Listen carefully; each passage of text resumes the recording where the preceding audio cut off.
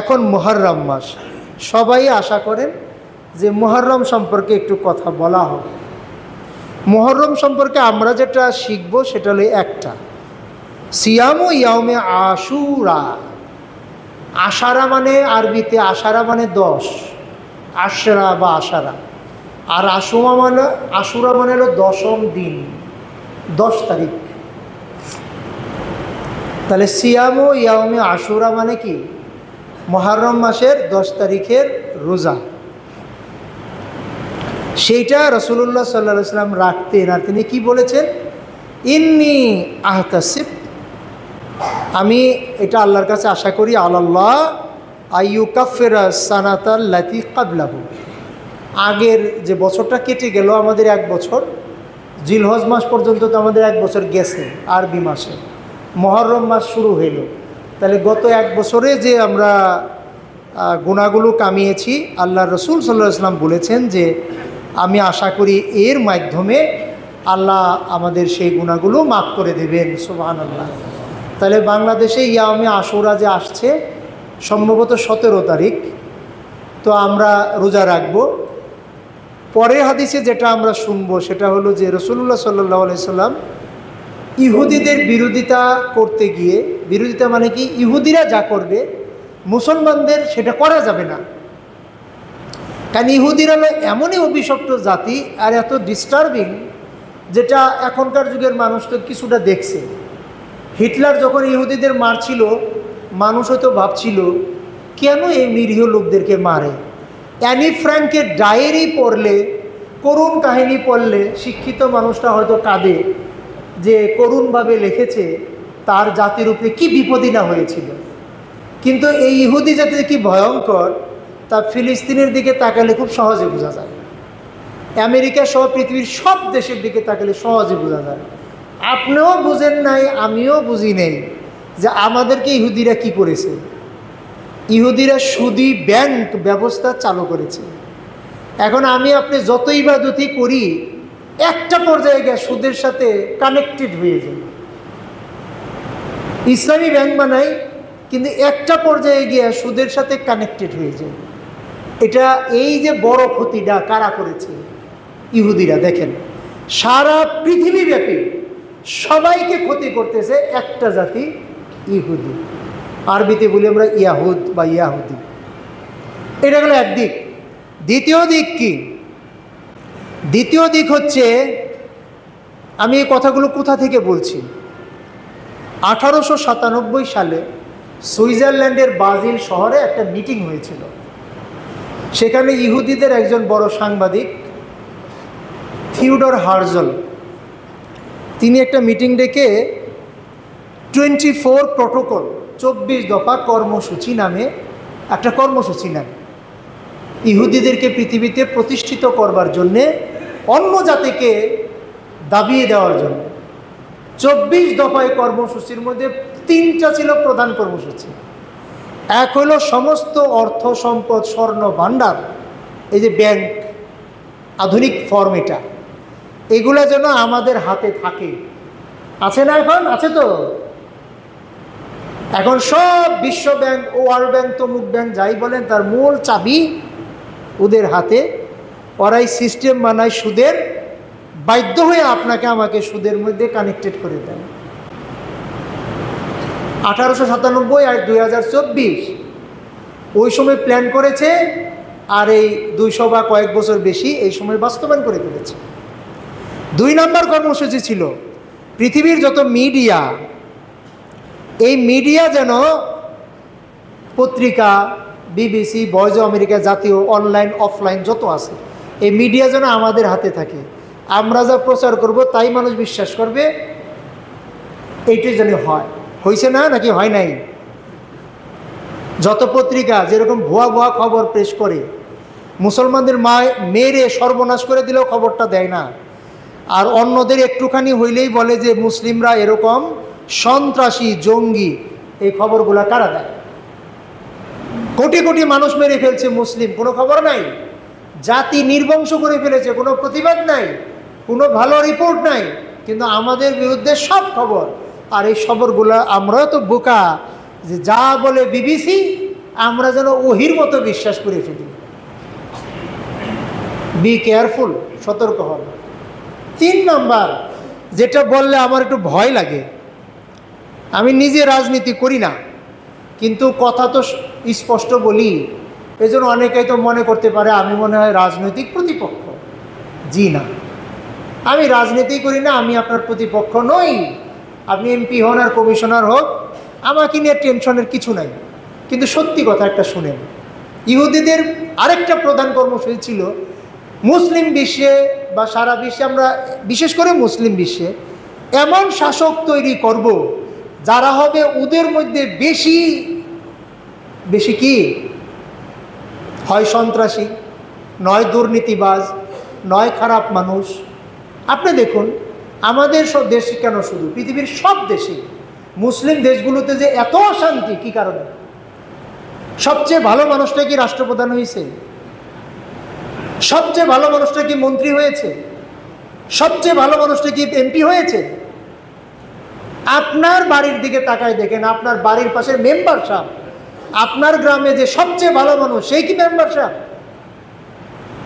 আমাদের সাহায্য করে, কোরআন এবং সুন্নাহ মেনে চলতে আমাদেরকে এগিয়ে দেয়। এখানে নফসে মুতমাইন্না, আমাদের ভালো মন যেটা আছে সেটা আমাদেরকে ভালো কাজ করবার জন্য উৎসাহ দেয়। ওদিকে আবার নফসে আম্মারা যেটা আছে সেটা আমাদেরকে খারাপ কাজের দিকে টেনে নিয়ে যায়।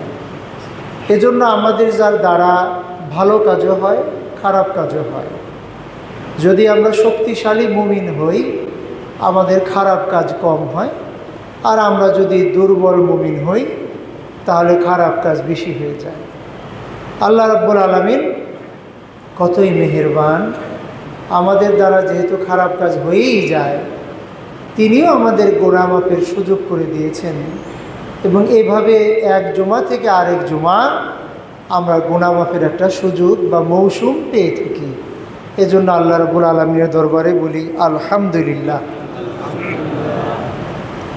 বৃষ্টি হচ্ছে, অনেকেই রাস্তাঘাটে চলতে কষ্ট পাচ্ছেন, অনেক জায়গায় বন্যা হয়েছে, বাড়িঘর তলিয়ে গেছে, খুবই কষ্ট। আজকে মসজিদে মুসল্লি আসতেও কষ্ট হচ্ছে। যত কষ্টই থাক, তবু যিনি মুমিন তিনি একটাই বলবেন আলহামদুলিল্লাহ। এই কষ্টের মধ্য দিয়ে তিনি আমাদেরকে গুনাহ মাফের সুযোগ করে দেন। এই কষ্টের মধ্য দিয়ে তিনি আমাদেরকে জীবনটা বুঝার সুযোগ করে দেন। জীবনটা কি শুধুই আনন্দের? আর আনন্দে থাকলে কি আমি আল্লাহর প্রশংসা করি? যদি করি, কষ্টের সময় কি প্রশংসা করি না করি না? এটাও আমাদের জন্য একটা ঈমানের পরীক্ষা, যে যখন সুখে থাকি, যখন টাকা পয়সা থাকে, যখন আরামে থাকি, তখন তো ভালোই থাকি, তখন হয়তো আল্লাহর জিকির করি, কিন্তু কষ্টের সময় কি রেগে যাই নাকি বলি আলহামদুলিল্লাহ? এটা আমাদের পরীক্ষা। মানুষ যদি তার পরিণাম সম্পর্কে ভাবত যে আমার পরিণাম হলো মৃত্যু, এর চেয়ে কষ্টের তো আর কিছুই নাই। আমি দুনিয়ার মায়া ছেড়ে, মা বাবা, ছেলে মেয়ে, ভাই বন্ধু, সুন্দর ঘর, সুন্দর বাড়ি, সুন্দর গাড়ি ছেড়ে একদম খালি হাতে চলে যাচ্ছি মাটির কবরে, কাদাযুক্ত কবরে। আবার ওখানে আমাকে সাহায্য করবার জন্য কেউ থাকবে না। 50 বছর পরে আমার কথা কেউ বলবেও না। আমি যখন দাদার পরে পরদাদা হয়ে যাব, তখন আমার কথা কেউ ভাববেও না। আমারই বাড়িতে থাকবে, আমারই সম্পত্তির ওয়ারিশ হবে, কিন্তু আমার কথা কেউই মনে রাখবে না। এই যে মায়ার বন্ধন ছেড়ে আমরা চলে যাই, ওই কষ্টের সময়, ওইটার চাইতে বড় কষ্ট তার নাই। কাদার মধ্যে পড়ে গেলাম, বৃষ্টির মধ্যে ভিজে গেলাম, বাড়িটা তলিয়ে গেল, ঠিক মতো রান্না করতে পারছি না, হয়তো ছেলেটা পানির মধ্যে ডুবে মারা গেল, গরু বাছুর ভেসে গেল, যত কষ্টই থাক, কিন্তু জীবন থেকে চলে যাওয়ার মতো কষ্ট তো আর না। এজন্যই বলাই উচিত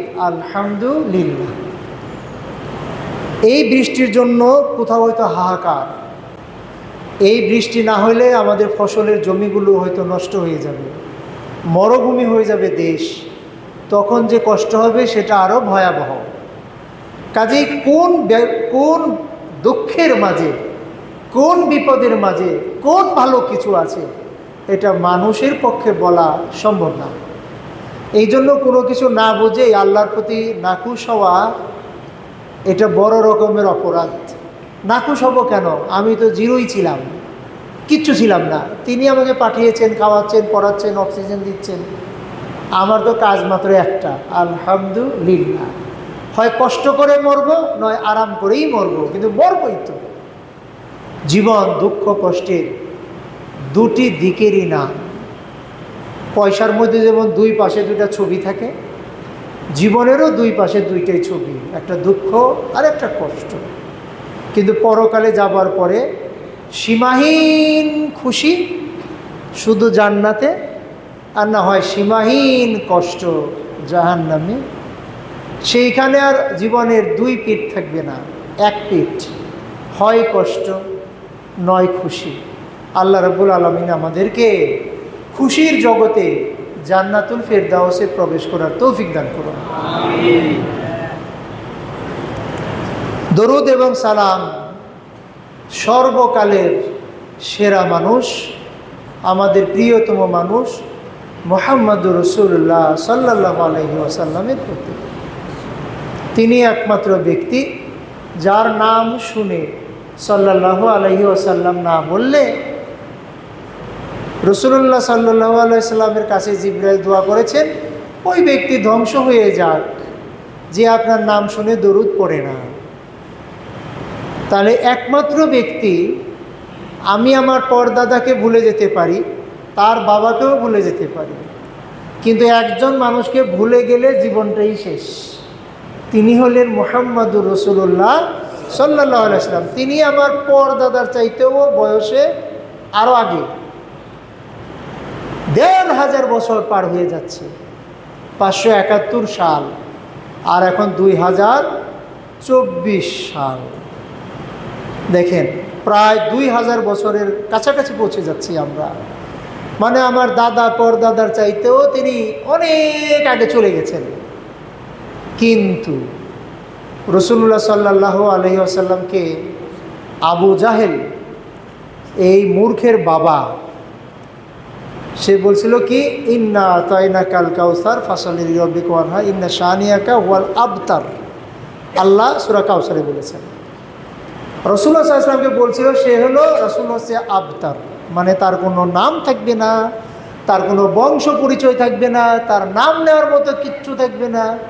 কিন্তু আল্লাহ রাব্বুল আলামিন এই মানসিক যন্ত্রণার সময় সূরা কাউসার নাজিল করে বলেছেন, না, কাউসার দিয়েছি, আপনার শত্রুই বরং নির্বংশ হয়ে যাবে। আজকে কেউ আবু জেহেলের নাম শুনে বলে না যে আমি আবু জেহেলের উত্তর পুরুষ, তার বংশধর, এইটা বলার সাহস কারোরই নাই, লজ্জা পাবে। আমাদের দেশে যেমন রাজনৈতিক অঙ্গনে কেউ যদি বলে যে আমি মীর জাফরের নাতি, এইটা কেউ বলতে সাহস পায় না। ঠিক কেমনি কেউই বলতে পারে না যে আমি আবু জেহেলের নাতির নাতির নাতি। এরকম ব্যাক্কেল কোথাও নেই। আজকে যারা নাস্তিক, যেমন একজন পুলিশ অফিসার বলেছে রাসূলুল্লাহ সাল্লাল্লাহু আলাইহি ওয়াসাল্লাম সম্পর্কে একটা খারাপ কথা, তিনি তাকে সেরা মানুষ মানেন না, মুসলমানের বাচ্চা, কিন্তু এমন একটা কথা বলল, তবুও সে বলেনি আমি আবু জেহেলের নাতি, এই জন্য রাসূলকে ভালোবাসি না। এই সাহসটুকু হয়নি। একমাত্র ব্যক্তি যতবার নাম শুনবেন সাল্লাল্লাহু আলাইহি ওয়াসাল্লাম, সাল্লাল্লাহু আলাইহি ওয়াসাল্লাম, আল্লাহুম্মা সাল্লি আলা মুহাম্মদ, পুরা দরুদ পড়বেন, না পড়লে মাঝারি দরুদ পড়বেন, আল্লাহুম্মা সাল্লি আলা মুহাম্মদ, আল্লাহুম্মা সাল্লি ওয়া সাল্লিম আলা মুহাম্মদ, না হলে একেবারে ছোট্টটাই বলেন সাল্লাল্লাহু আলাইহি ওয়াসাল্লাম, সাল্লাল্লাহু আলাইহি ওয়াসাল্লাম। এই ব্যক্তি মহান ব্যক্তি, পৃথিবীর সেরা মানুষ, আমরা তার প্রতি দরুদ পড়ি কেন? এই ওয়াজ আমরা অনেক শুনেছি। একবার বললে আল্লাহ 10টা রহমত দিবেন, সুবহানাল্লাহ। আপনি পড়বেন একবার, আল্লাহ দিবেন 10টা। তাহলে আমি বারবার বলা তো আমারই লাভ। আমারই লাভ। তো আমি বলবো পৃথিবীর আর কারো সম্পর্কে বলেন কেন পড়ি। এটাও আমি একদিন আপনাদের বলেছি যে পৃথিবীতে যদি নবী হিসাব নাও করেন, রাসূল হিসাব নাও করেন, মানুষ হিসেবে যদি হিসাব করেন, তার মতো মানুষের জন্য আর কেউই কাজ করেনি। এই জন্য দি 100 বইতে তার নামটা 1 নম্বরে, যে মানব জাতির উপরে তার প্রভাব তাসির সবচেয়ে বেশি। তিনি সবচেয়ে বেশি কন্ট্রিবিউশন করেছেন, অবদান রেখেছেন। মানুষকে জাহান্নাম থেকে বাঁচিয়ে জান্নাতে নেবার জন্য ছোটবেলা থেকেই কাজ করেছেন। যখন তিনি জানেন না তিনি নবী হবেন, ছোটবেলা থেকে মানুষের ঝগড়া মিটিয়েছেন। কাবাগরের হাজরে আসওয়াদ কোথায় লাগাবে, কে ধরবে, কে বসাবে, এই নিয়ে যখন ঝগড়াঝাটি, তখন এই ঝগড়া ছোটবেলায় কে মীমাংসা করেছেন? রাসূলুল্লাহ সাল্লাল্লাহু আলাইহি ওয়াসাল্লাম। সংঘাত দূর করার জন্য কাজ করেছেন। রাস্তাঘাটে আজকাল খবর বেরিয়েছে যে মাদ্রাসা থেকে বিভিন্ন সময় বাচ্চাদের কারা যেন হাইজ্যাক করে কিডন্যাপ করে নিয়ে যাচ্ছে, সাভারেও ঘটেছে। এই যে নিরাপত্তাহীনতা, যেই মা বাবা বাচ্চাদেরকে স্কুলে মাদ্রাসায় পাঠান, তার কলিজারা সবসময় এমন করতে থাকে যে আমার বাচ্চাটা ফিরবে তো। এইটুক অনিরাপদ, এইটুক নিরাপত্তাহীনতায় আমাদের ঘুম হারাম হয়ে গেছে। যে কারা এই চক্র, যারা আমাদের আগামী দিনের ভবিষ্যৎকে কিডন্যাপ করে নিয়ে যাচ্ছে, কারা? মনে বড় অশান্তি আমাদের মা বাবাদের। এখন আরবের যুগে এই অশান্তিটা ছিল আরও বেশি। হজযাত্রীরাও মাপ পেত না, কোনো সময় হজযাত্রীদের উপরেও অ্যাটাক হতো। এরকমও বদ মানুষও ছিল। তো এই যে কঠিন মুহূর্ত, সেই সময়ও তিনি হিলফুল ফুজুল গঠন করে দেখিয়ে দিয়েছেন যে সমাজের যুবকেরা শোনো, এটা মেসেজ। তার এই কাজের মাধ্যমে, রাসূলুল্লাহ সাল্লাল্লাহু আলাইহি ওয়াসাল্লামের এই কাজের মাধ্যমে আমাদের জন্য একটা মেসেজ। যুবকেরা, সমাজে যদি কোনো সমস্যা দেখা দেয়, তাহলে এই কাজগুলো আমাদের করতে হবে। সবাই মিলে জোট বাঁধতে হবে যে এখানে যেন মাদকাসক্তরা, হিরোইন ছিঁড়া রাস্তাঘাটে আড্ডা না দেয়, যেন ইফটিজিং না করে, মুরব্বীদের ডিস্টার্ব না করে, কিডন্যাপ না করে, পকেট না মারে। এই যে পাহারা দেওয়া, এইটা রাসূলুল্লাহ সাল্লাল্লাহু আলাইহি ওয়াসাল্লাম যে কাজ করেছেন, আজকের যুবকদেরকেও সমাজকে বাঁচাবার জন্য এই কাজটা করতে হবে। তাহলে সেই ব্যক্তির জন্য সাল্লাল্লাহু আলাইহি ওয়াসাল্লাম বলবো না, যিনি মানুষের জন্য এত কাজ করেছেন। আল্লাহ রাব্বুল আলামিন তাকে পাঠিয়েছেন। তিনি আসার আগ পর্যন্ত নারী জাতির কোনো দামই ছিল না। পণ্যের মতো জীবন্ত মানুষকে কবর দেওয়া যায়। যদিও বাংলাদেশে এমন শয়তান টাইপের মানুষও কিছু জন্ম হয়েছে যে সম্পত্তি দখল করার জন্য ঘুমের ট্যাবলেট খাইয়ে, ঘুম পাড়াইয়ে এই ঘুমন্ত মানুষকে জীবন্ত কবর দিয়েছে এই বাংলাদেশে। তারপরেও একবারে টাটকা তাজা মানুষকে কবর দেওয়ার মতো নির্মম মানুষ এখনও অত বাড়েনি। আবার নিজের সন্তানকে টাটকা কবর দেওয়ার মতো এত নৃশংসতাও বাড়েনি। কিন্তু ওই যুগে তো ছিল, মেয়ে জন্ম নিলেই তাকে জীবন্ত কবর কোনো একটা ভাঙ্গা কুয়ার পাশে নিয়ে বলতো, নিচে দেখো কি সুন্দর, ধাক্কা দিয়ে ফেলে দিত আর পাথর চাপা দিয়ে মেরে ফেলতো। বুঝেন তো কীরকম পাষাণ হলে পরিস্থিতি সমাজের এরকম হতে পারে। এখনকার যুগেও যে কিছু নাই তা না, তবে এরকম না। মনে করুন ইন্স্যুরেন্স কোম্পানিতে ইন্স্যুরেন্স করেছে, তার নামে অনেক টাকা জমা হয়ে গেছে। হাজব্যান্ডও ওয়াইফকে এরকম ফাঁসিয়ে দিতে পারে, ওয়াইফও হাজব্যান্ডকে ফাঁসিয়ে দিতে পারে, বা এরকম হত্যা ষড়যন্ত্র করতে পারে যে ওকে হত্যা করলে এই সম্পদটা আমি পাব। এই আধুনিক জাহিলিয়াত এসেছে। তো সেই যুগে এই জাহিলিয়াতটা ছিল আরো কঠিন। সেই সময় তিনি কাজ করেছেন মানুষের জন্য। এই জন্য তার জন্য আমরা সবসময় বলি সাল্লাল্লাহু আলাইহি ওয়াসাল্লাম। অনেকের মনে প্রশ্ন জাগে কি দরকার? যেমন ধরুন আপনার বাবা বা দাদা আপনার জন্য একটা বাড়ি রেখে গিয়েছেন, এখন বাবা দাদার জন্য আপনি কোনো দোয়াই করেন না কেন? এই বাড়িটা না থাকলে আপনি ঘুমাতেন কোথায়, থাকতেন কোথায়? একবার ভাবেন। আপনি কি ছোটোবেলায় এত ধনী হয়েছেন, নিজে একটা বাড়ি কিনে ফেলেছেন? তাহলে যারা এই অবদানটা রেখে গেল তাদের জন্য প্রাণ খুলে একটু দোয়া আসবে না? যে মহামানব আমাদের জন্য এরকম আদর্শ রেখে গেলেন, পথ দেখিয়ে দিলেন, তার জন্য সাল্লাল্লাহু আলাইহি সাল্লাম বলবো না?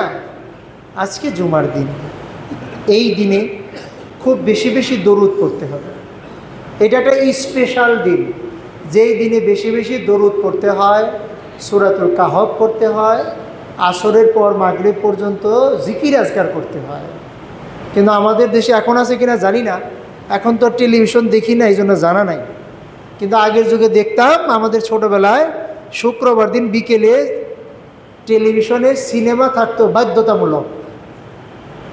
এইভাবে মানুষের ঈমানকে নষ্ট করা কালচারালি, রাষ্ট্রীয়ভাবে, এটা আমাদের জন্য দুর্ভাগ্যজনক। আল্লাহ আমাদের জনগণকে এবং যারা আছেন এইসব কাজে হেদায়েত দান করুন। সম্মানিত ভাইয়েরা, আজকে আমরা দোয়া করব আমাদের সবার জন্য। আল্লাহ যেন আমাদেরকে সুস্থ রাখেন। অসুস্থতা অনেক বড় একটা বিপদ, যেই বিপদের কারণে ইবাদতও করা যায় না। সুবহানাল্লাহ বলবো তাও ক্লান্তি লাগে। আল্লাহ রাব্বুল আলামিন আমাদেরকে সুস্থ রাখুন। আমাদের মসজিদের প্রধান, যিনি মসজিদ দেখাশোনা করেন, হাজী সাহেবের নাতি, সেও খুব কষ্টে আছে, একটা অ্যাক্সিডেন্ট হয়েছে হাতে। আল্লাহ তাকে পূর্ণ সুস্থতা দান করুন। আমরা যে যেখানে যে বিপদে যে অসুস্থতাই আছি, আল্লাহ তাদেরকে পূর্ণ সুস্থতা দান করুন। এখন মুহররম মাস, সবাই আশা করেন যে মুহররম সম্পর্কে একটু কথা বলা হবে। মুহররম সম্পর্কে আমরা যেটা শিখব সেটা হলো একটা, সিয়ামু ইয়াউমে আশুরা। আশারা মানে আরবিতে আশারা মানে 10, আশরা বা আশারা। আর আশুরা মানে হলো 10ম দিন, 10 তারিখ। তাহলে সিয়ামু ইয়াউমে আশুরা মানে কি? মুহররম মাসের 10 তারিখের রোজা। সেইটা রাসূলুল্লাহ সাল্লাল্লাহু আলাইহি ওয়াসাল্লাম রাখতেন। আর তিনি কি বলেছেন? ইন্নী আহতাসিব, আমি এটা আল্লাহর কাছে আশা করি, আল্লাহ আইয়ুকাফিরা সানাতাল্লাতি ক্বাবলাহু, আগের যে বছরটা কেটে গেল আমাদের 1 বছর, জিলহজ মাস পর্যন্ত তো আমাদের 1 বছর গেছে, আরবি মাসে মুহররম মাস শুরু হইল। তাহলে গত 1 বছরে যে আমরা গুনাহগুলো কামিয়েছি, আল্লাহ রসুল সাল্লাল্লাহু আলাইহি ওয়াসাল্লাম বলেছেন যে আমি আশা করি এর মাধ্যমে আল্লাহ আমাদের সেই গুনাহগুলো মাফ করে দেবেন। সুবহানাল্লাহ। তাহলে বাংলাদেশে ইয়াউমে আশুরা যে আসছে, সম্ভবত 17 তারিখ, তো আমরা রোজা রাখব। পরের হাদিসে যেটা আমরা শুনবো সেটা হলো যে রাসূলুল্লাহ সাল্লাল্লাহু আলাইহি ওয়াসাল্লাম ইহুদিদের বিরোধিতা করতে গিয়ে, বিরোধিতা মানে কি? ইহুদিরা যা করবে মুসলমানদের সেটা করা যাবে না। কারণ ইহুদিরা হলো এমনই অভিশপ্ত জাতি আর এত ডিস্টার্বিং, যেটা এখনকার যুগের মানুষ তো কিছুটা দেখছে। হিটলার যখন ইহুদিদের মারছিল, মানুষ হয়তো ভাবছিল কেন এই নিরীহ লোকদেরকে মারে। অ্যানি ফ্র্যাঙ্কের ডায়েরি পড়লে, করুণ কাহিনী পড়লে শিক্ষিত মানুষটা হয়তো কাঁদে যে করুণভাবে লিখেছে তার জাতির উপরে কী বিপদই না হয়েছিল। কিন্তু এই ইহুদি জাতি কি ভয়ঙ্কর তা ফিলিস্তিনের দিকে তাকালে খুব সহজে বোঝা যায়। আমেরিকা সহ পৃথিবীর সব দেশের দিকে তাকালে সহজে বোঝা যায়। আপনিও বুঝেন নাই, আমিও বুঝি নেই যে আমাদেরকে ইহুদিরা কি করেছে। ইহুদিরা সুদী ব্যাংক ব্যবস্থা চালু করেছে। এখন আমি আপনি যত ইবাদতই করি, একটা পর্যায়ে গিয়ে সুদের সাথে কানেক্টেড হয়ে যায়। ইসলামী ব্যাংক বানাই, কিন্তু একটা পর্যায়ে গিয়ে সুদের সাথে কানেক্টেড হয়ে যায়। এটা এই যে বড় ক্ষতিটা কারা করেছে? ইহুদিরা। দেখেন, সারা পৃথিবীব্যাপী সবাইকে ক্ষতি করতেছে একটা জাতি, ইহুদি। আরবিতে বলি আমরা ইয়াহুদ বা ইয়াহুদি। এটা হলো একদিক। দ্বিতীয় দিক কি? দ্বিতীয় দিক হচ্ছে, আমি এই কথাগুলো কোথা থেকে বলছি, 1897 সালে সুইজারল্যান্ডের বাজিল শহরে একটা মিটিং হয়েছিল। সেখানে ইহুদিদের একজন বড় সাংবাদিক থিওডর হার্জল, তিনি একটা মিটিং ডেকে 24 প্রটোকল 24 দফা কর্মসূচি নামে একটা কর্মসূচি নেন, ইহুদিদেরকে পৃথিবীতে প্রতিষ্ঠিত করবার জন্যে, অন্য জাতিকে দাবিয়ে দেওয়ার জন্য। 24 দফায় কর্মসূচির মধ্যে 3টা ছিল প্রধান কর্মসূচি। এক হলো সমস্ত অর্থ সম্পদ, স্বর্ণ ভাণ্ডার, এই যে ব্যাংক আধুনিক ফর্ম, এগুলো যেন আমাদের হাতে থাকে। আছে না? এখন আছে তো। এখন সব বিশ্ব ব্যাংক, ওয়ার্ল্ড ব্যাংক, তমুক ব্যাংক যাই বলেন, তার মূল চাবি ওদের হাতে। ওরাই সিস্টেম বানায় সুদের, বাধ্য হয়ে আপনাকে আমাকে সুদের মধ্যে কানেক্টেড করে দেয়। 1897 আর 2024 ওই সময় প্ল্যান করেছে, আর এই 200 বা কয়েক বছর বেশি এই সময় বাস্তবায়ন করে ফেলেছে। 2 নম্বর কর্মসূচি ছিল পৃথিবীর যত মিডিয়া, এই মিডিয়া যেন পত্রিকা, বিবিসি, ভয়েস অফ আমেরিকা, জাতীয়, অনলাইন, অফলাইন যত আছে, এই মিডিয়া যেন আমাদের হাতে থাকে। আমরা যা প্রচার করব তাই মানুষ বিশ্বাস করবে, এইটাই যেন হয়। হয়েছে না? নাকি হয় নাই? যত পত্রিকা যেরকম ভুয়া ভুয়া খবর পেশ করে, মুসলমানদের মেরে সর্বনাশ করে দিলেও খবরটা দেয় না, আর অন্যদের একটুখানি হইলেই বলে যে মুসলিমরা এরকম সন্ত্রাসী, জঙ্গি। এই খবরগুলা কারা দেয়? কোটি কোটি মানুষ মেরে ফেলছে মুসলিম, কোনো খবর নাই। জাতি নির্বংশ করে ফেলেছে, কোনো প্রতিবাদ নাই, কোনো ভালো রিপোর্ট নাই, কিন্তু আমাদের বিরুদ্ধে সব খবর। আর এই খবরগুলা আমরা তো বোকা, যে যা বলে বিবিসি আমরা যেন ওহির মতো বিশ্বাস করে ফেলি। বি কেয়ারফুল, সতর্ক হন। 3 নম্বর যেটা বললে আমার একটু ভয় লাগে, আমি নিজে রাজনীতি করি না, কিন্তু কথা তো স্পষ্ট বলি, এই জন্য অনেকেই তো মনে করতে পারে আমি মনে হয় রাজনৈতিক প্রতিপক্ষ। জি না, আমি রাজনীতি করি না, আমি আপনার প্রতিপক্ষ নই। আপনি এমপি হন আর কমিশনার হোক, আমাকে নিয়ে টেনশনের কিছু নাই।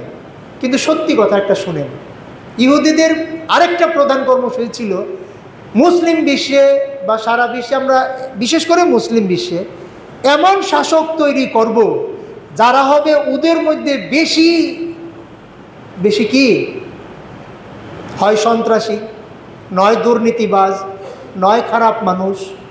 আপনি দেখুন আমাদের সব দেশ কেন, শুধু পৃথিবীর সব দেশে, মুসলিম দেশগুলোতে যে এত অশান্তি, কি কারণে? সবচেয়ে ভালো মানুষটা কি রাষ্ট্রপ্রধান হয়েছে? সবচেয়ে ভালো মানুষটা কি মন্ত্রী হয়েছে? সবচেয়ে ভালো মানুষটা কি এমপি হয়েছে? আপনার বাড়ির দিকে তাকায় দেখেন, আপনার বাড়ির পাশের মেম্বার সাহেব, আপনার গ্রামে যে সবচেয়ে ভালো মানুষ, সেই কি মেম্বার সাহেব? কারা করে? নির্বাচন আসলে টাকা কারা ছড়ায়? টাকা আসে থেকে। কিন্তু আমাদের যে ভাইয়েরা এর সাথে যুক্ত হয়েছেন তারাও বুঝেন না, আমরা জনগণও বুঝি না। আর কেউ যদি আমরা বলি, মনে করা হয় ও তো আমার শত্রু, এটা বললো কেন? প্রিয় ভাই, আপনার আমার কল্যাণের জন্যই বলছি। আপনি যদি রাজনীতিতে যুক্ত হয়ে থাকেন, যে পদেই থাকুন, আপনার উপরে আল্লাহর আদেশ, আপনাকে ক্ষমতায় দেওয়া হয়েছে কি জন্যে জানেন? ক্ষমতায় দেওয়া হয়েছে 4টা কাজ করবার জন্যে। সংক্ষেপে বলে যাচ্ছে, আপনি সালাত কায়েম করাবেন, আপনি সমাজে যাতে নামাজ প্রতিষ্ঠিত হয় এটা আপনার দায়িত্ব। সাওম যাতে পালন করে জনগণ, সেটা করাবেন। হকের পথে মানুষ যাতে চলে সেটা চালাবেন, সত্যের আদেশ দিবেন, আর খারাপ কাজ থেকে বাধা দিবেন। এইটা আপনার দায়িত্ব। আপনি মুসলিম, নিজেকে মুসলিমদের বাইরে ভাবা যাবে না, আর এমন কাজ করা যাবে না যাতে আল্লাহর কাছে আপনি ধরা খেয়ে যান। আমরা যারা মিম্বরে দাঁড়িয়ে আপনাদের উদ্দেশ্যে নসিহত পেশ করি, তারা মূলত আপনাদের কল্যাণের জন্যই কথাগুলা বলি। আল্লাহ আমাদের নেতৃবৃন্দ যে যে পর্যায়ে আসুক, ছোট থাক আর বড় থাক, সবাইকে যোগ্য মুসলিম হিসেবে দায়িত্ব পালন করার তৌফিক দান করুন। সম্মানিত ভাইয়েরা, আশুরার রোজার ফজিলত তো শুনলেন, যে ইহুদিদের বিরোধিতা করতে যে রাসূলুল্লাহ সাল্লাল্লাহু আলাইহি ওয়াসাল্লাম বলেছেন আমরা দুইটা রাখবো, সে দুইটার মধ্যে আমরা 9 তারিখ আর 10 তারিখ, 16 তারিখ আর 17 তারিখ বোধহয় হবে, আমরা সেই রোজা দুইটা রাখবো। না পারেন 9 তারিখ, তাহলে পরের দিন রাখবেন, কিন্তু দুইটা রোজা রেখে ইহুদিদের বিরোধিতা করব, কারণ ইহুদিরাই আমাদের ভাইদেরকে নষ্ট করেছে। আরব বিশ্বে আমি দেখেছি এত মানুষ সিগারেট খায়, আল্লাহু আকবার, নাউজুবিল্লাহ মিন জালিক, এত বিড়ি খায়, এত সিগারেট খায়, কি করে খায়? ওখানে ঢুকলো কিভাবে? হাশিশ খায়, মাদক খায়, কিভাবে ঢুকে বলেন দেখি? চারদিক থেকে সীমান্ত পথে এত মাদক দ্রব্য ঢোকায় যে কয়টা ধরবে আর কয়টা রাখবে। পুলিশ প্রতিদিনই গ্রেপ্তার করে, প্রতিদিনই জ্বালিয়ে দেয়, প্রতিদিনই আগুন ধরিয়ে দেয়, তারপরও দেখা যায় কোথাও কোথায় যুবক 2-1 পাওয়া যায় যে মাদকাসক্ত। আমরা যাদেরকে হিরোইনছি বলি এরকম। তার মানে আমাদেরকে নষ্ট করবার যে ষড়যন্ত্র, এটা কিন্তু থাকবেই, এটা চলতেই থাকে। এখন উমর রাদিয়াল্লাহু আনহুর কাছে একটা কথা বলি, উমর রাদিয়াল্লাহু আনহুর সাথে একটা গল্প, সেটা হলো যে আপনারা হুযায়ফা রাদিয়াল্লাহু আনহুর কথা তো শুনে থাকবেন। হুযায়ফা রাদিয়াল্লাহু আনহু কে ছিলেন? একজন বিখ্যাত সাহাবী ছিলেন। তার কথাটা আমি কেন বলছি, কেন আমি সেটা কোট করছি? হুযায়ফা রাদিয়াল্লাহু আনহু ছিলেন একজন এমন সাহাবী যার কাছে রাসূলুল্লাহ সাল্লাল্লাহু আলাইহি ওয়াসাল্লাম অনেক গোপন কথা বলতেন। আছে না যে আপনার ঘনিষ্ঠ মানুষের কাছে আপনি বেশি বলেন? হুযায়ফা রাদিয়াল্লাহু আনহু এমন কাছে কাছে থাকতেন যে অনেক কথা উনি জানতেন, যে কথাগুলো আর কারো জানা সম্ভব ছিল না। যেমন আবু হুরায়রা রাদিয়াল্লাহু আনহু বেশি হাদিস জানতেন। কেন? সারাদিন তো মসজিদেই থাকতেন, রাসূলুল্লাহ সাল্লাল্লাহু আলাইহি ওয়াসাল্লাম যাই বলতেন ওইটাই ধরে ফেলতেন, ওইটাই ঘিরে ফেলতেন, ওইটাই মুখস্থ করে ফেলতেন। এই জন্য তিনি যখন একবার বলে ফেললেন উমর রাদিয়াল্লাহু আনহুর কাছে যে ওই মানুষ বেহেশতে যাবে, জান্নাতে যাবে, যে লা ইলাহা ইল্লাল্লাহ বলেছে, আর উমর রাদিয়াল্লাহু আনহু তার একটা ঘুষি মারলেন, এই কি বলো তুমি, এত সোজা জান্নাতে যাওয়া, যে লা ইলাহা ইল্লাল্লাহ বললেই জান্নাতে? রাসূলুল্লাহ সাল্লাল্লাহু আলাইহি ওয়াসাল্লামের কাছে ফেরত আসলেন যে আমাকে মেরেছে উমর রাদিয়াল্লাহু আনহু, কেন? আমি বলছি এই জন্য। তখন উমর রাদিয়াল্লাহু আনহু রাসূলুল্লাহ সাল্লাল্লাহু আলাইহি ওয়াসাল্লাম বললেন যে হে আল্লাহর রাসূল, এই কথা বললেন না, এটা আপাতত গোপন থাক, কারণ এই কথা যদি জনগণকে জানিয়ে দেওয়া হয়, এই অলস জাতি কি করবে? লা ইলাহা ইল্লাল্লাহ, লা ইলাহা ইল্লাল্লাহ এটা বলে বলে জান্নাতে চলে গেলাম, আর কোনো আমলই করতে চাইবে না। আমি বলছি যে দেখেন, এই হাদিসটা আবু হুরায়রা রাদিয়াল্লাহু আনহু ছাড়া আর কেউ কিন্তু বলে নাই। হুযায়ফা রাদিয়াল্লাহু আনহু এরকমই ছিলেন একজন বিখ্যাত মানুষ, যে তিনি এমন অনেক কথা জানতেন। উমর রাদিয়াল্লাহু আনহুর সাথে তার একটা কথা হচ্ছে, হাদিসটা আমি কেন বলছি তাও বলছি। ফিতনা সম্পর্কে তিনি জিজ্ঞেস করলেন হুযায়ফাকে। ফিতনা তো বুঝেনি, এই যে আমাদের যে সমস্যা, প্রবলেম, নানান সমস্যা আসতেছে, দেখা যায় অনেক সময় ইমানের লেবাস পরে খারাপ কিছু চলে আসে। যেমন ব্যবসা জগতে আসছিল কি কোম্পানি, এলএম কোম্পানি না এমএল কোম্পানি না, MLM, টংচেং, GGN, destiny, MLM, multi level marketing. এরা এসে বলল যে এই ব্যবসাটা খুবই ভালো, আমাদের অনেক আলেম, এমনকি মাদানি আলেমও 2-1 জনের মধ্যে ঢুকে পড়ল। পরে জানা গেল ব্যবসাটা হারাম। আলেমদের দেখে যারা যুক্ত হয়েছে তারা ভেবেছে তো নিশ্চয়ই হালাল। এখন ফিতনাগুলো এমন মুড়কে রং চঙে আসে যে দেখে মনে হবে যে এটা তো ভালো কাজ, কিন্তু ভেতরে থাকে একেবারে খারাপ কাজ।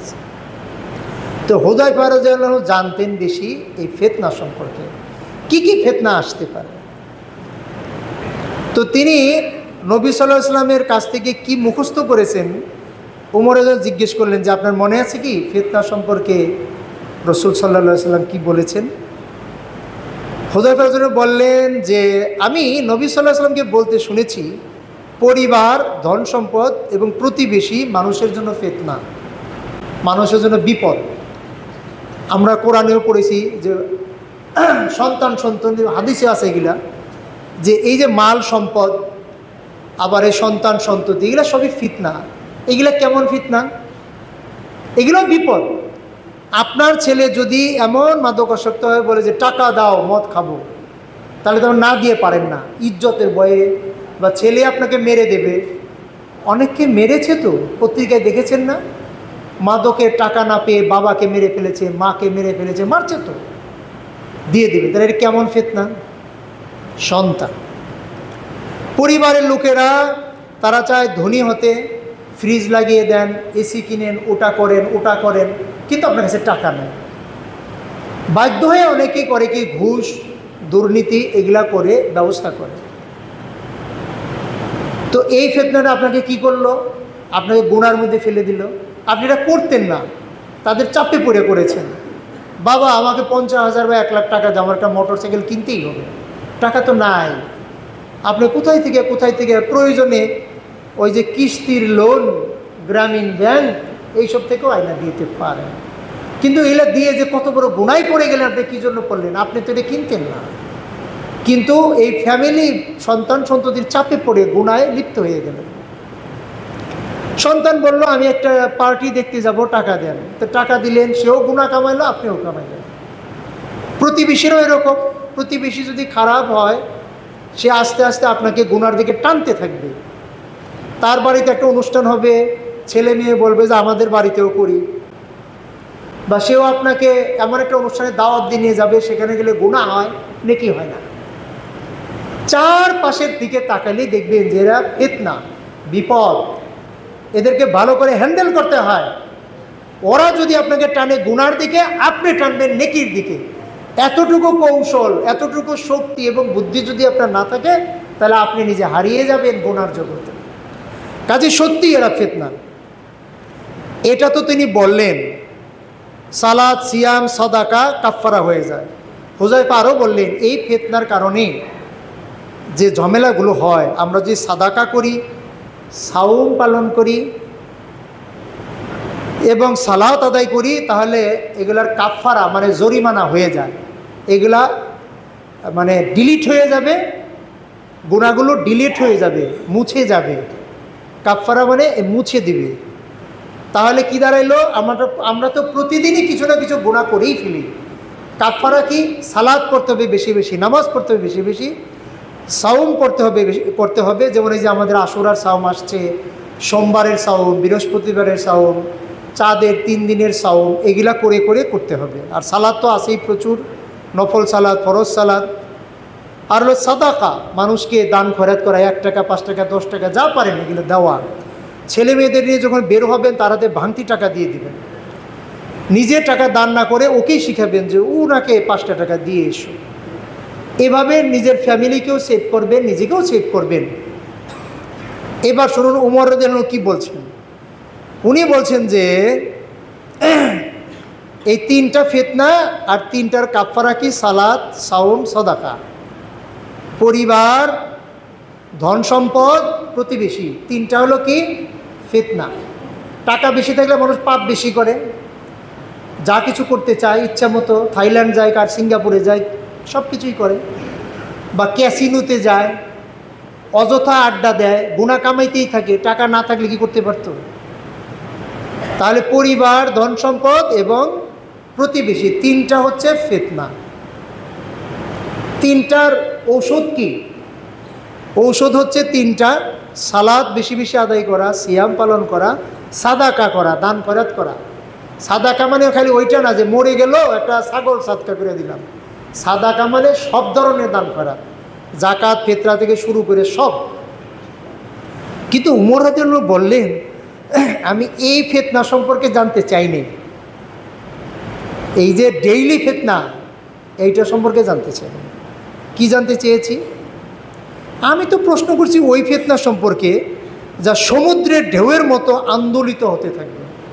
সমুদ্রের ঢেউ যেমন ভাসিয়ে নিয়ে যায়, সেই ফিতনা সম্পর্কে জানতে চাচ্ছি, যেটা আমাদের মুসলিম সমাজকেও ভাসিয়ে নিয়ে যাবে। হুযায়ফা রাদিয়াল্লাহু আনহু বললেন এ ফিতনার সামনে একটা বন্ধ দরজা আছে। মুসলিম জাতির জন্য সেই ফিতনাটা আসবে, কিন্তু তার সামনে একটা দরজা আছে এখনো বন্ধ করা। ওই দরজা বন্ধ থাকার কারণে ওই ফিতনা এখনো ঢুকতে পারতেছে না। আমার কথা কি বোঝা যায়? দরজা বন্ধ থাকার কারণে ফিতনা ঢুকতে পারতেছে না। আচ্ছা, উমর রাদিয়াল্লাহু বললেন, এই দরজা কি খুলে যাবে না ভেঙে যাবে? দরজা কি এমনি এমনি খোলা হবে নাকি এটাকে ভাঙা হবে? উমর রাদিয়াল্লাহু এই প্রশ্ন করার পরে হুযায়ফা রাদিয়াল্লাহু বললেন, তা ভেঙে যাবে, সেটাকে ভেঙে ফেলা হবে দরজাটা। এখন আমরা দরজা তো খুঁজে পাচ্ছি না, যে মুসলিম সমাজের মাঝে দরজা কোনটা যেটা ভাঙলে ফিতনা ঢেউয়ের মতো সমাজে ঢুকে যাবে। উমর রাদিয়াল্লাহু বললেন, তাহলে তো কিয়ামত পর্যন্ত আর বন্ধ হবে না ফিতনা, তাই না? বলল, হ্যাঁ, ওই দরজা ভাঙার পরে যে ফিতনা ঢুকতে থাকবে এইটার বন্ধ হবে না। এখন মাসরুক রাহিমাহুল্লাহ তিনি হুযায়ফাকে জিজ্ঞেস করেছিলেন যে উমর রাদিয়াল্লাহু কি জানতেন ওই দরজাটা কোনটা বা কে? তিনি বললেন, হ্যাঁ, তিনি এটা জানতেন। কীরকম জানতেন? যে দিনের আগে, আগামীকাল যে দিন আসবে তার আগে রাত আসবে, এটা তো সবাই জানে। এরকম ক্লিয়ারলি জানতেন দরজাটা কে বা কি, যে দরজাটা ভাঙলে ফিতনা মুসলিম সমাজে ঢুকতে থাকবে। এটা হলো যে উমর রাদিয়াল্লাহু নিজেই ছিলেন সেই দরজা। তাকে যখন হত্যা করা হয়, সেই হত্যার পরে আমাদের হত্যা আর থামে নাই। থামছে? প্রথম তাকে শহীদ করে ফেলা হয়, তাকে শহীদ করার পর থেকে মুসলিম সমাজে ফিতনা যে ঢুকেছে এটা আর থামেনি।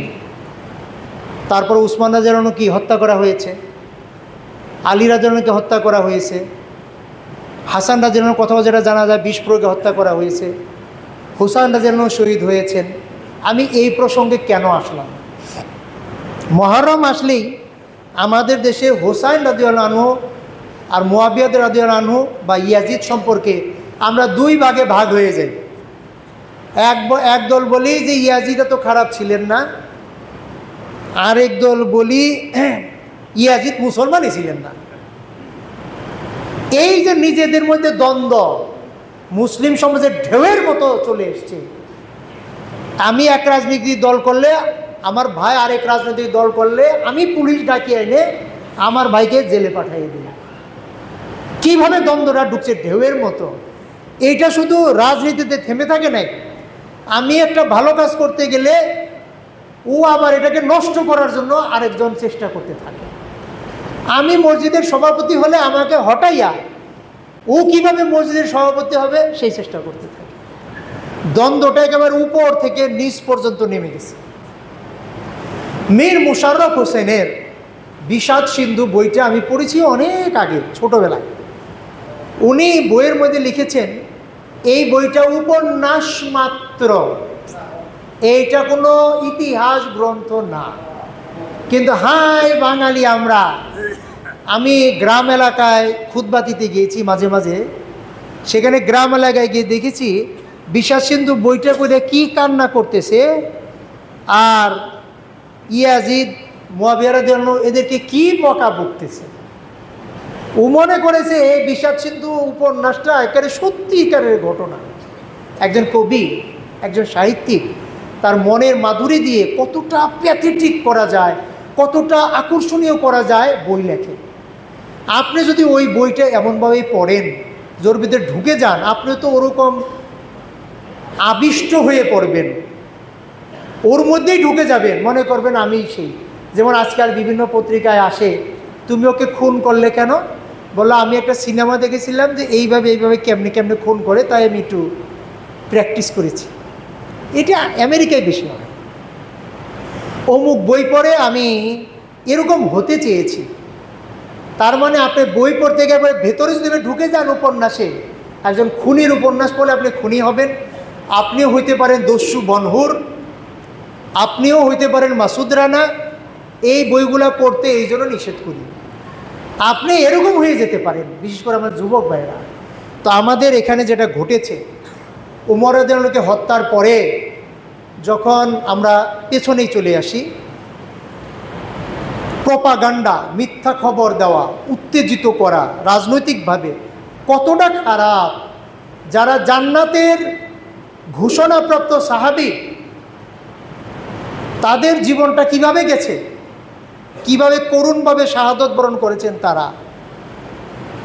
যদিও ওই অগ্নিপূজকরা খুনটা করেছে, কিন্তু সমাজের গোটা পরিস্থিতি কত খারাপ হইলে এই কাজটা সম্ভব হয়েছে, কতটা নিরাপত্তা নষ্ট হইলে এই ধরনের ঘটনা ঘটতে পেরেছে। ঠিক ওই যে হত্যাকাণ্ড, হোসেন রাদিয়াল্লাহু গেলেন, তাকে কুফাবাসীরা ডাকলো, আপনি আসেন, আপনার হাতে আমরা রাষ্ট্র ক্ষমতা দেব, বায়াত নিব। তিনি গেলেন। ওদিকে ইয়াজিদের সৈন্যরা তারা এমন শত্রুতাটা করলো যে হোসেন রাদিয়াল্লাহুকে শহীদ করে ফেলল। আর কুফাবাসীরা কি হোসাইন রাদিয়াল্লাহুকে বাঁচাবার জন্য কোনো চেষ্টাও করলো না। রাজনীতি এমন পাওয়ারফুল, সেখানে ধর্মটাকেও কোনো পাত্তা দেওয়া হয় না। যে কারণে আমি রাজনৈতিক নেতা কর্মীদের সবসময় অনুরোধ করি, ভাই প্রথমে নিজেকে মুসলমান ভাবা শিখুন, তাহলে আপনি সেবা করতে পারবেন। 2011 সালে এরকম মন্ত্রীদের এক সমাবেশে যারা আমাদের দাওয়াত করেছিলাম কাকরাইলে, তাদেরকেও বলেছিলাম যে প্রথমে মনে রাখুন, আপনি আগে মুসলমান, তারপরে রাজনীতিক, তাহলেই সমস্যা হবে না। আর যদি আপনি রাজনীতির বেশি গুরুত্ব দেন ভাই, তাহলে আপনি যেটা করবেন আপনার দ্বারা অনেক অন্যায় হয়ে যাবে, আপনার সাথে যারা থাকে তাদের দ্বারা অনেক অন্যায় হয়ে যাবে। আপনি দেখুন যে এই মুহররম মাসে আমাদের মনে করিয়ে দেয়, আহারে রাসূলুল্লাহ সাল্লাল্লাহু আলাইহি ওয়াসাল্লামের নাতি যে নামাজের মধ্যে রাসূলুল্লাহ সাল্লাল্লাহু আলাইহি ওয়াসাল্লামের কাঁধে উঠে বসতো, ঘাড়ে উঠে বসতো, যে হবে বেস্ট জান্নাতে আমাদের যুবকদের সর্দার, যার সম্পর্কে এতটুকু খেতাব দেওয়া আছে, তাকে কি করে মানলো? এটা কি কল্পনা করা যায়? মানে রাজনীতি মানুষকে কতটা অন্ধ করে ফেলে, সেটা কারবালার এই ইতিহাসই মনে করিয়ে দেয় যে রাজনীতি কতটা অন্ধ করতে পারে। যে নবী সাল্লাল্লাহু আলাইহি সাল্লামের নাতিকে পর্যন্ত, আমি খুতবা শুরু করেছিলাম নবী সাল্লাল্লাহু আলাইহি সাল্লামের বরত্ব নিয়ে, তিনি কতটা মহান মানুষ, আর তার কথা মনে করলে, তার জন্য দরুদ পড়লে কতটা সওয়াব হয়। দরুদ মানে তার জন্য আমরা দরুদ পড়ি, দোয়া করি। সেই মানুষের নাতি দিয়ে খুতবা শেষ করছি, যে সেই মানুষের নাতিটাকে জঘন্যভাবে হত্যা করলো, গোটা একটা পরিবারকে, কত মানুষ মারা গেল কি কারণে? রাজনীতি। কাজেই যারা রাজনীতি করেন, রাজনীতিকে এইভাবে না করেন যে সেখানে হত্যা থাকে, গুম থাকে, খুন থাকে, কাউকে পর্যুদস্ত করা, অপমান করা, জেল জুলুমে, মিথ্যা মামলা, মিথ্যা সাক্ষী, এগুলো থেকে বের হয়ে যদি না আসেন, আজকে নিজেকে নিয়ে ভাবুন যে আপনি হোসেন রাদিয়াল্লাহুর মতো, নাকি জিয়াদের মতো, কুফার ওই শাসকের মতো, নাকি সীমারের মতো, কার মতো? আপনি মুসলিম সমাজের সম্পদ, মুসলিম সমাজের আমানত। আপনার মাঝে লিডারশিপ কোয়ালিটি আছে, এই কোয়ালিটি দিয়ে মুসলিম সমাজকে এগিয়ে নেন, দেশকে এগিয়ে নেন। কিন্তু যদি আপনার দ্বারা, যে ইয়াজিদকে পছন্দ করেন না, ইয়াজিদ মুসলমানই ছিলেন, ভালো মুসলমানই ছিলেন, আমাদের চাইতে অন্তত ভালো ছিলেন, তবে আমরা তার প্রশংসা করি না, তাকে খারাপও বলি না, কারণ তার সম্বন্ধে সে মারা গেছে, তার সম্বন্ধে সময় নষ্ট করার সময় আমাদের নাই। তাকে আমরা খুব ভালো মানুষও বলতে পারবো না, একেবারে কাফেরও বানাই দিতে পারবো না, তার সম্বন্ধে আমাদের চুপ থাকাই এনাফ। তবে এটা একটা ট্র্যাজেডি, করুণ কাহিনী, যে তার শাসনামলে তিনি সরাসরি আদেশ দিয়েছেন এটা জানা যায় না, কিন্তু তার সৈন্যরা যে কাহিনী ঘটিয়েছে, সব দোষ তার উপরে গিয়ে পড়েছে। যদিও তিনি দোষী কিনা আল্লাহ ভালো জানেন, কিন্তু আমরা তার নিয়ে আলোচনায় সময় ক্ষেপণ করতে চাই না। শুধু এতটুকু বলতে চাই, রাজনীতির কারণে আমাদের এই এত বড় ঘটনা ঘটেছে। আজকে মুসলিম বা ইসলাম দুই ভাগে বিভক্ত, একটা শিয়া আর একটা সুন্নি। শিয়া জন্ম হয়েছে ওই রাজনীতি থেকে, শিয়া নামে আলাদা কোনো মাযহাব ছিল না, ওই রাজনীতি থেকে শিয়া জন্ম হয়েছে। এবং শিয়ারা রাজনীতির কারণে এত দূরে গেছে, আমাদের সাথে তাদের কালেমা মিলে না, নামাজ মিলে না, আজান মিলে না, আকীদা মিলে না, ওরা যে মুসলমান এটা প্রমাণ করাটাই কঠিন হয়ে গেছে।